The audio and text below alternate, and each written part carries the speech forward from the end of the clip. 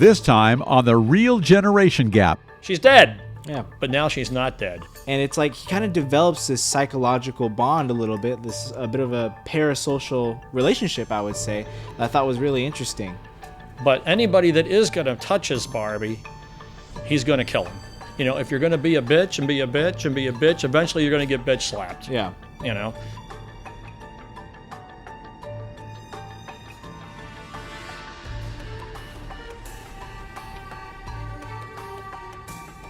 Hi, welcome to The Real Generation Gap. I'm BJ Kang. And I am Fred Satilli. And today the movie we're reviewing is Laura, an in-depth investigation of character archetypes and murder.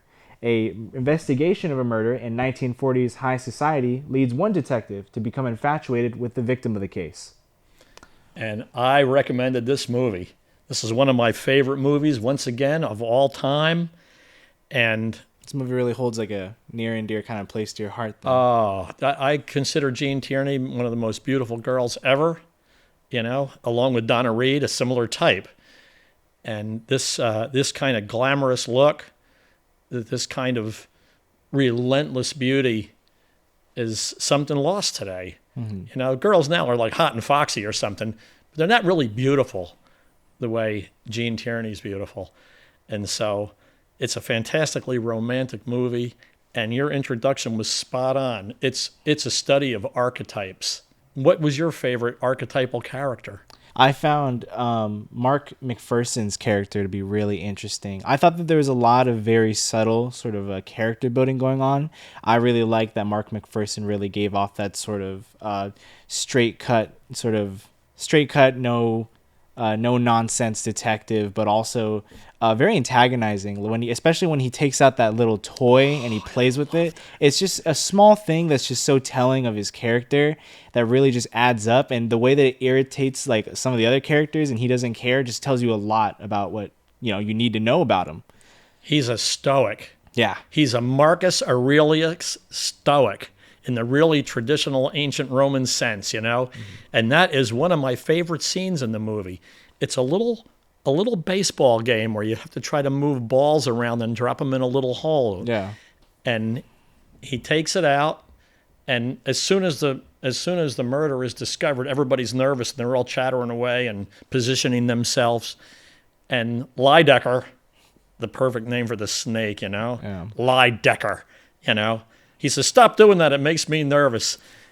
And Dana Andrews says, "Yeah, but it makes me calm." Yeah. Dynamite. There's definitely a lot of phenomenal writing to really reinforce a lot of these characters. Like, Walter Lydecker, when he follows Laura back to her house and he sees Shelby walk out, he says something along the lines of, I have it written down here, he was so obviously conscious of looking more like an athlete than an artist. And it reveals so much about Lydecker's psychology, about what he's thinking, about how he feels about himself. Because to me, that was like a line where he's playing off his own insecurity. Because Lydecker is sort of a very skinny, lean man, and Shelby's a much more bigger man of stature.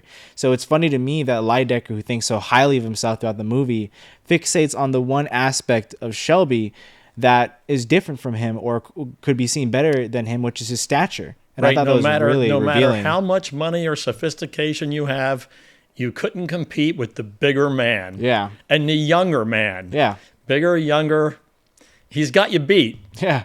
And no matter what you do, that Lydecker, he was a real stalker, wasn't he? Yeah, a little bit. He was always watching behind her. Who's she with? Where's she going? What she's doing? He feigned to give her independence. Yeah. But I guess we're getting ahead of ourselves talking about him right away because the first person, my favorite archetype, well, not my favorite because they were all so great, but the archetype that I really, truly loved was Jean Tierney, Laura Hunt, the most feminine woman ever. Ultra feminine, right? Ultra feminine. Never wore a pair of pants, right? She was a real dress and hair and makeup and looked flawless and was very graceful, very composed at all times. Yet, she was still a working woman, wasn't she? Yeah. In fact, she was an executive, but she handled it gracefully. This is a woman who's come to the big city from the country. She's a country girl, and she wants to approach Lydecker, who's a socialite. He's a big-time rich socialite. Yeah. And she's no one, and he's a big shot in a fancy hotel. And she says, if you would endorse this pen, it would mean a lot for the sale of this pen. I'm an advertising, young advertising hopeful agent. Yeah. And if I can get you to do this, it'll mean a lot to my company. And he is as rude, as nasty as he can be. And he insults her, and he insults her company, and he just, and rather than be insulted, the incredibly feminine young lady is completely composed, and she says, "Oh, I feel so bad for you, you poor man. You must be very sad and lonely, and gee, it must be terrible to have that kind of a, you truly are not really a good guy." He even says, "Oh, you think just because you're a woman that you could just barge in here and everything?" And she didn't think that. She's a hopeful young person. She's trying to approach this guy. And when she leaves him, it's her beauty and grace that slays him. Just like in King Kong, it was beauty that slayed the beast, right? And he's like, "Oh my God, I'm shit. I'm not a good guy." Yeah. So the following day, he couldn't live with that. He couldn't live with being beaten by somebody like her. So he decided to ask her if he could help her career. He says, "I will endorse the pen. This will help your career. And I would like to take you to dinner." And maybe at some point he says, I bought her better clothes and told her how to do her hair and introduced her to influential people. He was a gay man who now had a Barbie to play with. Can you go more into why you think Lydecker was a gay man? I did not get that sense at all, especially because I felt like the movie was about all these men who were so enchanted and obsessed with Laura, and specifically in like the romantic way. So I'm really surprised you said that Lydecker was you saw a cut version of the movie. Okay. You didn't see the original one. I've been watching this movie for 50 years, and they make it more clear in the original movie. But as an archetype, what man dresses a woman and does her hair and everything? He's the gay hairdresser. He's the gay, and he even had the bath scene where when the policeman came, he was in the bathtub. Yeah. Right. And he's hand me a towel and everything. He was looking to see what kind of interest that the policeman might have in him. I don't know about that. I think that was just another part of his character, not necessarily in a homosexual sense whatsoever. But why would a skinny old man show off his body to a big, strong policeman that way? Why would that happen? Well, because he doesn't care. Because his whole thing is, a lot of his character is that he's very just cutthroat. He is very straight to the point as well. He's a bitch. He has bitch fits. He shoots a woman in the face. With it's all the signs are there, and I'm not one of these real gaydar guys or anything. You know what I mean? Like I don't. That's not my go-to thing or whatever. But it's pretty obvious. The movie was made in 1944. They couldn't make it the way they would today. Mm-hmm. I do agree with that, and that he definitely has what I would describe as a cutting wit. I do think there's also some really phenomenal writing there as well, with some of the insults that they were able to get out of Waldo. Some of them were really good. Either you have been raised in some incredibly rustic community where good manners are unknown, or you suffer from the common feminine delusion that the mere fact of being a woman exempts you from the rules of civilized conduct. Or possibly both. Yeah, I thought some of those were kind of cheap shots. Yeah. But anyway, it could be seen. So yeah, so you have that element. Who is this guy? Mm-hmm. Who is this guy?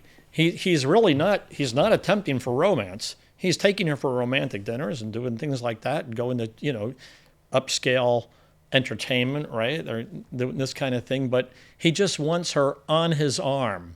And he doesn't want anybody else playing with his Barbie. So there's the classic painting. And the painter who painted that portrait in the movie, not in real life, but in the movie, he became obsessed with her, and Lydecker managed to scuttle that relationship, right? He showed her that the guy wasn't worthy and all that. Nobody was worthy of my little girl, right? Then she became enamored with Shelby Carpenter, Vincent Price, the gigolo. And she was kind of making him the way Lydecker had made her. She gave him a job at the agency, and his work was good, and she was cultivating him, and they were starting to have a romantic affair. Lydecker wouldn't have that. Later on in the movie, she becomes enamored with the policeman, right? Yeah. And now he hates the policeman. Yeah. And he sees, so he can't, nobody can intrude on that. He could give her enough rope to be social because he's not romantically involved in a physical way. But anybody that is going to touch his Barbie, he's going to kill him. He's going to put a stop to it. He's going to take him out socially, or he's going to expose him as not worthy. And this is a real big part of the story of the movie. I think I have to ask then, because it's like just spoiler warning here. Then if he's not romantically enamored with Laura, Walter Lydecker, then I have to ask why he kills her at the very end, or attempts to kill her at the very end. When he kills her twice, doesn't he? Yeah, kind of, yeah. And so because she's so high on a pedestal. Dana Andrews says it. He says, "If I can't have you, no one can." Yeah. But right? Is that not like a crime of passion right there, or is that not like a crime of romance? It's of obsession. There's lots of ways to love people. Relationships are complex. You know? Relationships, they're all different levels of friendship, all different levels of loyalty, you know? Yeah. And this is a study of one of these things. This is a weird dude. He's different. He's a man with a difference. And this is his project. And he doesn't want anybody touching his project. Now, Vincent Price, who we've been talking about, is the character Shelby Carpenter. He's the gigolo. Now, he once was a trust fund baby. He lived off of some bank account somewhere, but it was mismanaged, and he lost his wealth. But yet, he still lived in this strata of people. He still had the clothes. He still had the club membership. He was still accepted by high society families, but he was no longer one of them. As a result of that, like most gigolos, he has to marry well. And he's got the perfect person to marry, the rich Anne Treadwell, right? Yeah. Anne Treadwell is a cougar. She's an older woman that's got plenty of money. She's never going to miss any meals. Yeah. And she decides that she can afford the younger man who's vulnerable because he no longer has his own wealth. So he's vulnerable. He's got to submit, right? He has to change his standards or whatever. And it's not that he doesn't like Anne Treadwell. He's comfortable with her. But the problem is he falls in love with Laura. Yeah. And she has her own money. But she's also got Lydecker, who's not having it. And Laura really is his either boss or supervisor or his senior at work. She gives him a job in the ad agency, and he's trying to make good there, and he's working hard to make good. Not because for the money. He wants to be able to be a man, finally, right? He's going to be a man now. He's going to be...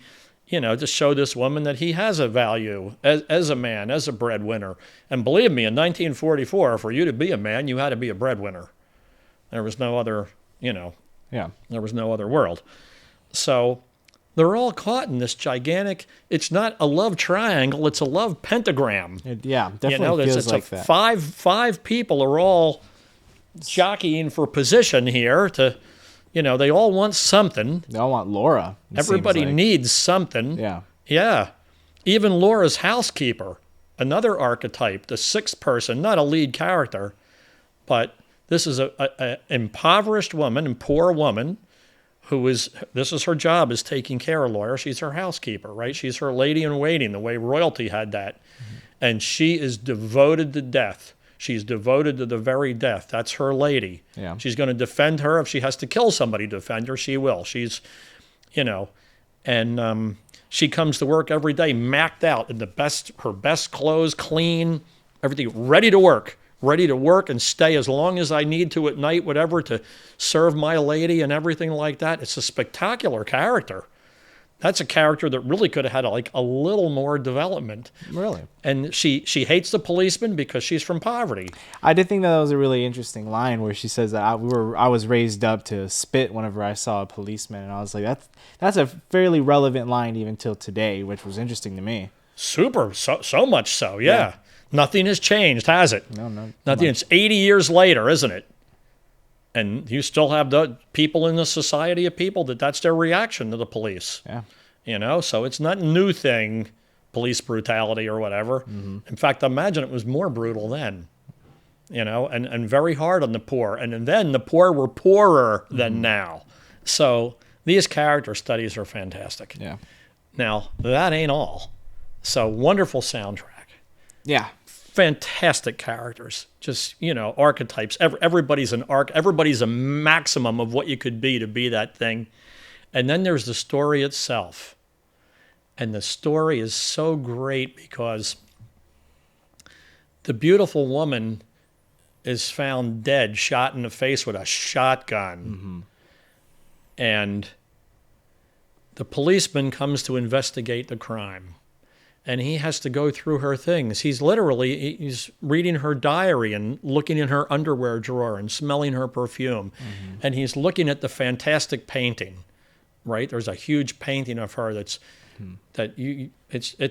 painting is literally historic. I mean, the people who watch that movie, everybody knows that painting. It's like the portrait of Dorian Gray, right?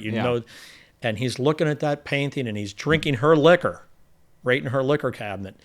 And he's just falls in love with her, but she's dead. Mm-hmm. And then suddenly the door opens and she walks in. She says, "Who are you? What are you doing here? I'm going to call the police." And now he's not even fantasizing about meeting her. She's dead. Yeah. But now she's not dead. And now he's got a problem. He's in love with the dead girl. Mm-hmm. But he's investigating the case. So he's got to wear this hat and feel this heart. Yeah. And now he's got some real problems because he doesn't know who did what. Maybe she shot there's a dead body. But what's interesting too is that there's small moments, and this movie to me was really just little things that add up to this really great piece altogether. Because when you begin to see in very small tidbits that transformation is happening within McPherson or Mark, because once he sees her. He at first it's real professional. He's a police. I'm with the police. We're investigating your murder. And then at the very end, he goes, "I just have to know. Did you say yes when he asked you to marry him?" And you realize that that's not really super important to the case. And you realize there's a little bit behind that a little bit. So now he's got an interesting situation. He's still got a dead body. We got to find out who that is. They got to forensically figure that out. Her face is shot away with a shotgun. Well, it turns out that she's a model who looks very much like Laura, who works at the agency, and is having a sordid affair with Shelby Carpenter, the guy that wants to marry Laura. Mm-hmm. So it's really a disgusting, sticky situation, right? Like, why on earth is he having an affair with somebody when what a cad he is. Yeah. Right, I mean, he really is. The guy is, I already said one profane word, I don't want to say another one. He's not a good guy. Yeah. And he's really a cheap gigolo, and so right away Laura realizes who it is, and and oh my God, this poor girl. But now whoever wanted to kill Laura, or maybe somebody did want to kill her, maybe Shelby Carpenter killed her so that he could marry Laura, maybe Anne killed her thinking that she was Laura.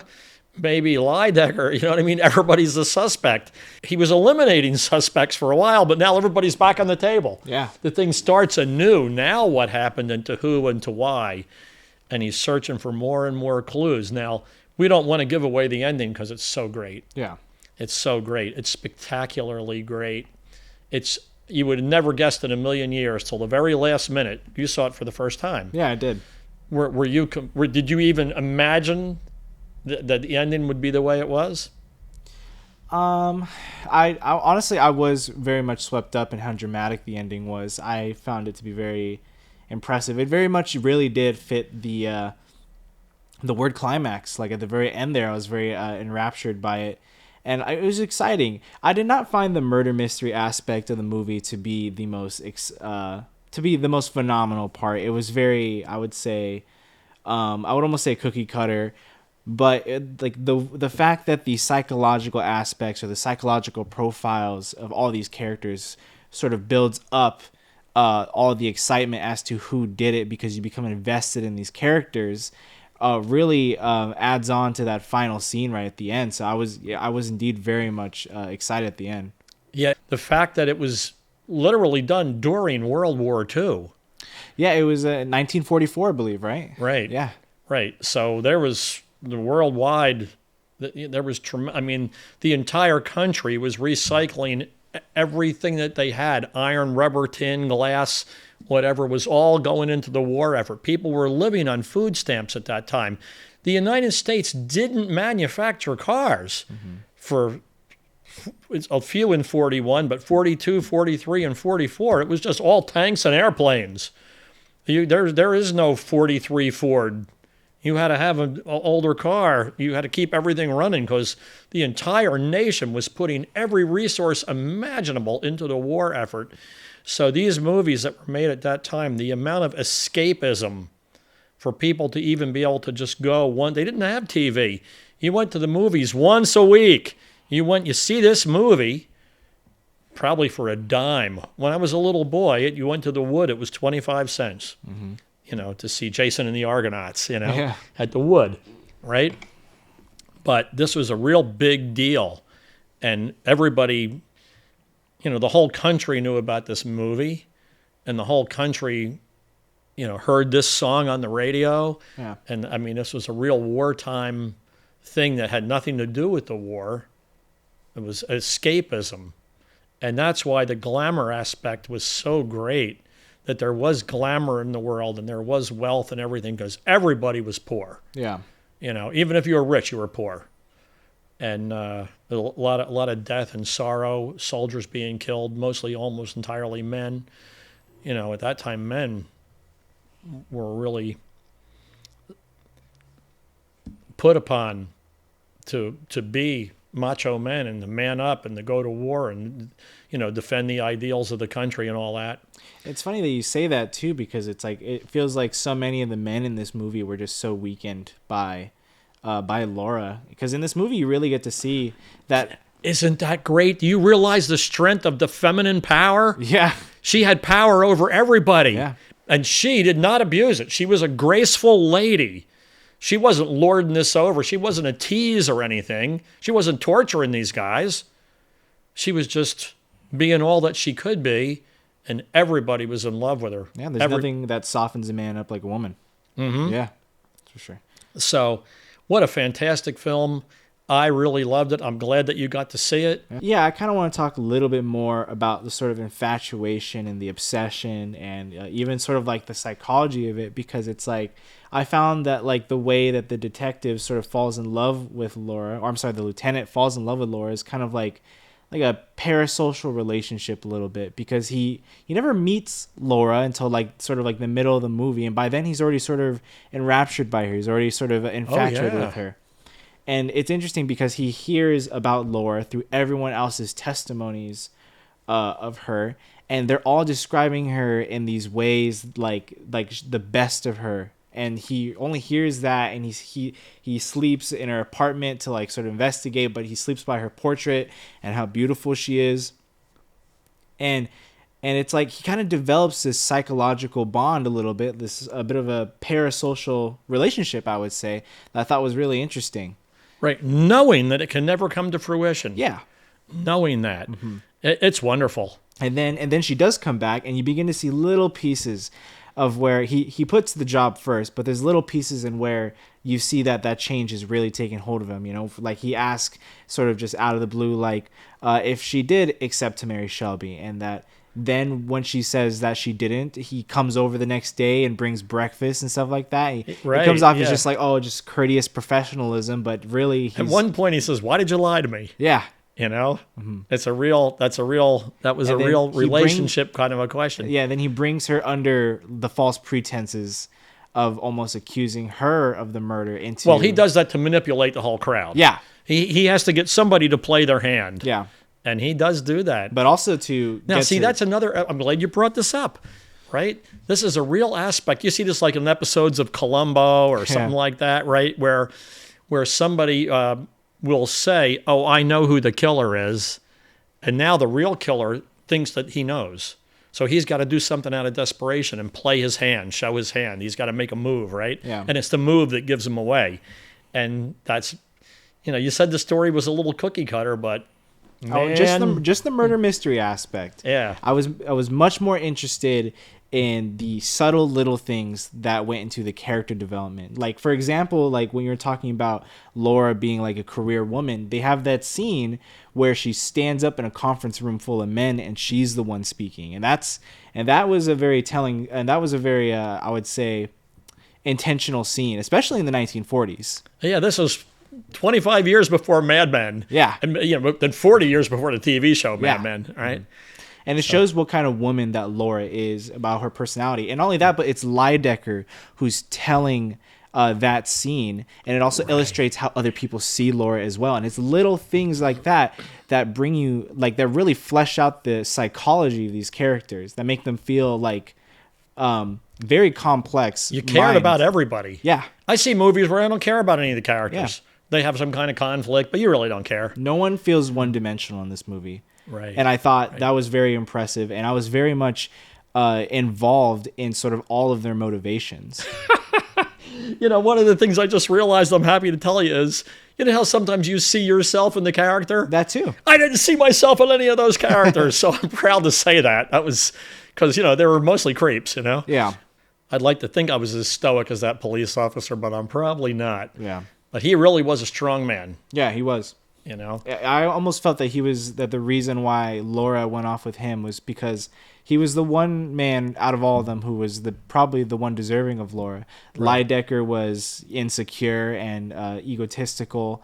And then you had Shelby, who was indeed weak. It was funny because Shelby was a very big man of stature, but on the inside he just crumpled. You had you had McPherson punch him in the gut once, and he just crumples away into his seat. What a satisfying moment that was. And then Treadwell has to come over here and comfort him. And by the way, I will say this for the camera, for all of society: when you see that movie and you see that thing, and this guy was a creep, and he was a creep, and he was a creep, and finally the cop punched him in the stomach. And I want to go on record as saying that is the appropriate thing to do. Right now we live in a society where you don't punch anybody, and there are moments when you're supposed to, and that was one of them. And when that happened in that year and time, there was nothing that guy could do about. You couldn't sue somebody for that. You'd be laughed out of the court, and you should be in a case like that. Mm-hmm. Now, I'm not a violent man, and I don't think that violence is the way to solve all your problems or something. But there is a point where somebody is just a little annoying intentionally, where they have to realize that there's a consequence. Yeah. If you're going to be a bitch and be a bitch and be a bitch, eventually you're going to get bitch slapped. Yeah. And that's man to man, not man to woman. I'm a bit more of a pacifist in that sense. I do believe that there's always a time and a place to stand up and use physical force when necessary. But I think at the end of the day, when it comes to words are just words. And I think the bigger man, to me, is always the one who just is able to just walk away. In that case, I think when you have to use physical force, it's absolutely necessary. It's not a matter of having to. It's a matter of appropriate. Uh-huh. You have to know when you're going too far. There has to be a limit. That's fair. And the limit, there's got to be a consequence when you reach the limit. If there's never going to be any limit, then everybody's going to be a whining bitch. You can't have a society full of whining bitches. And that's one of the big problems with society today, that we don't have a resolution. We don't have a way to express this. Everybody, just look how it is with the news and the Congress and everybody. There's no accountability. There has to be a limit. There has to be a punctuation. This is a problem with society today, that people have to put up with anything and everything no matter what. And it seems like in a case like that, instead of the better man wins, the worse man wins. Mm. It seems now that we have a whole society of people who win by whining. And that's not a way to win. You have to win by productivity. It's very much like what Mike Tyson once said I believe in a tweet where he said, people are way too comfortable on the internet because they do not expect to get punched in the face. Right. Yeah. And he had another great quote too. I don't think of him as a philosopher, but he said, everybody comes into the ring with a plan until the first time they get punched in the face, you know? And it's true. This is one of the big things that has separated men from women. Yeah. You know, men were more, the possibility of the consequence when you were a man of having that guy punch you in the face, if you were a whining bitch, it existed. Yeah. You know, women were more like they didn't have like physical fights like that. They were the ones that did they whined and cried and they destroy you socially or, whatever it may be. But with men, it's understood when two men are in a room, there is a line that you don't cross. Mm-hmm. And you can be a pretty big jerk, but if you go a little too far, you're going to get punched in the face. Mm-hmm. I think it was really a big part of the message. I mean, the rest of the world, they were killing each other. They were in combat. Yeah. So here's a guy who's like, hey, look, buddy, you can be a big baby all you want, but you're dealing with me now. And at some point, you're going to have to man up and take it like a man, I believe in that scene where Shelby gets punched is because he's sort of insulting Laura there. Isn't he? In that scene, I believe. Oh, yeah. Yeah. Right. You can say whatever you want about me, but that was his girl. By that time, the policeman, that was his girl. Yeah, and it was interesting because Shelby kind of called it too. Shelby said, "Don't you see what he's trying to do? He's trying to check up on you. Right. He's just and so he turned on the policeman. Yeah. Now the policeman, you're going to turn on me? You see Shelby sort of acting a little bit like Lidecker there, because Lidecker gets all suspicious and paranoid of Shelby. But then once McPherson comes in and there's another romantic rival, you see Shelby begin to act as insecure and as suspicious and paranoid as Lidecker once was. And oh, how the tables have turned there. That's a good way of putting it. That's a good observation. Clifton Webb, he really played. Oh man, very high and mighty socialite, very intellectual, sort of egotistical, but also his whole strength was his ego. Yes, and he tells Laura this when she meets him. Yeah, she comes in the restaurant and says, "Sorry to interrupt your lunch. I'd like you to look at this thing," and his ego. You are going to interrupt my lunch? I'm way up here. You're way down here. Get the hell out of here. That's his whole and only strength is his unrelenting ego. Yeah, there was one... and wealth. There was one line, too, where my girlfriend actually pointed out one of these lines as to his ego, where she said that where Lidecker describes Laura as... someone who listened so well that it was more eloquent than speech, and she pointed out, well, of course, her listening sounds more eloquent than speech, because if you have an ego, you want to be heard more than you actually want to hear. So of course, people listening to you sounds a lot better than people talking to you. And I thought I did not think of it that way, and that was very telling writing right there. It was phenomenal writing as well as phenomenal acting by Clifton Webb right there. Obviously, I give this movie a 10, like I give every movie that I recommend. I wouldn't recommend a bad movie, I don't think. But being that it was in black and white, and you're 22 years old, and I know that's rough on you, what did you think? Did you think this was as great as a movie could be? I'm not privy to black and white movies, and usually movies from that era I don't find particularly interesting, but I think the psychological aspects, the subtle nuances, and the very great writing and acting really made this a much more interesting and climactic piece than I thought. I didn't think the Didn't know they had stuff that good back then, did you? I didn't think that the murder mystery aspect was the best. I didn't think the murder mystery part was amazing. I thought it was just sort of a piece or the setting to sort of explore these characters, and so those parts did not interest me very well, but I did find it very interesting. I found it a very pleasant surprise, I would say, and I would definitely recommend this to other people. So I would say I would give it like a 7 out of 10. Sure. Okay. Yeah. 7.5 even. There you go. Much more fair.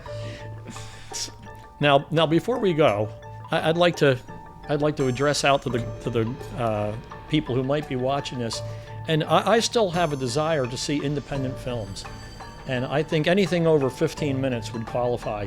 So if you know filmmakers, independent filmmakers, and they're trying to expose their material to people, I would be willing to watch their movie and evaluate it and see if it fits into in the family movie style that we watch. Thank you for watching. Make sure to leave a comment in the comments down below, and let us know what you think. I did not necessarily agree with Freb that Lydecker was a gay man, but you let us know what you think there. And thank you for watching.